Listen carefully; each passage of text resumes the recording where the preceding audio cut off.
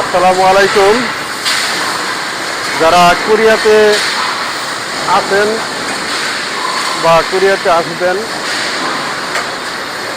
বা জাপানে যাচ্ছেন, বিভিন্ন দেশে যাচ্ছেন যারা, তাদের উদ্দেশ্যে আজকের এই ভিডিওটা করতেছি। তো মূলত যারা সাউথ কোরিয়াতে নতুন আসতেছেন বা আসছেন, সব ভাইদেরই প্রয়োজন। এই জন্য প্রয়োজন যে বর্তমান যুগটা হচ্ছে টেকনিক্যাল যুগ। বর্তমান বিশ্বে আগের মতো নাই। আগে মানুষ দিয়ে কাজ করাইছে, এখন রোবট দিয়ে কাজ করায়। এটা হচ্ছে মটোম্যান রোবট। আমার এখানে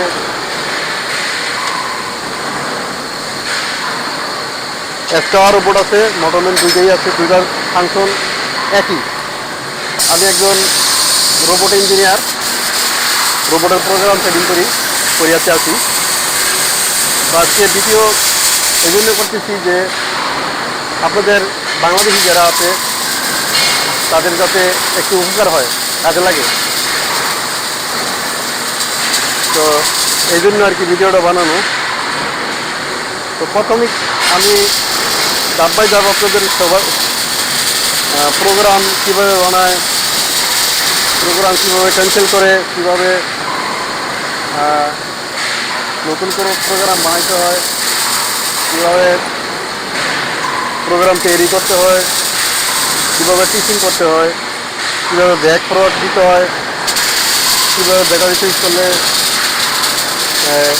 হোম তৈরি করতে হয়, সব কিছু আস্তে আস্তে ধাপ বাই ধাপ আপনারা যদি আমার ইউটিউব চ্যানেল দেখেন তাহলে পেয়ে যাবেন আস্তে আস্তে।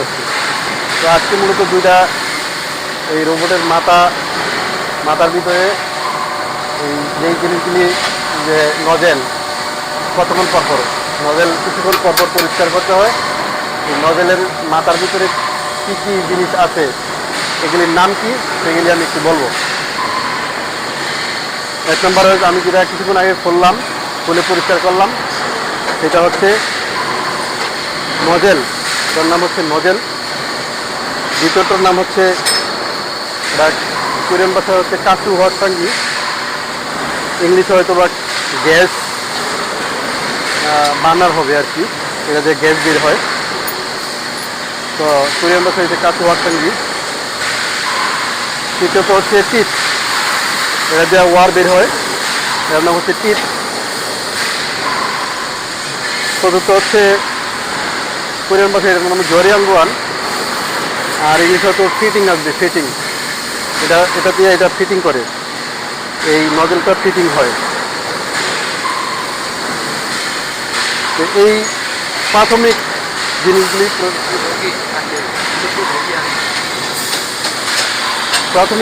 আমার প্রয়োজন, এগুলি জানার প্রয়োজন। যারা নতুন আসতেছেন তাদেরকে অবশ্যই জানার প্রয়োজন। এই জন্য প্রথম পর্ব আমি জানিয়ে দিলাম আপনাদেরকে।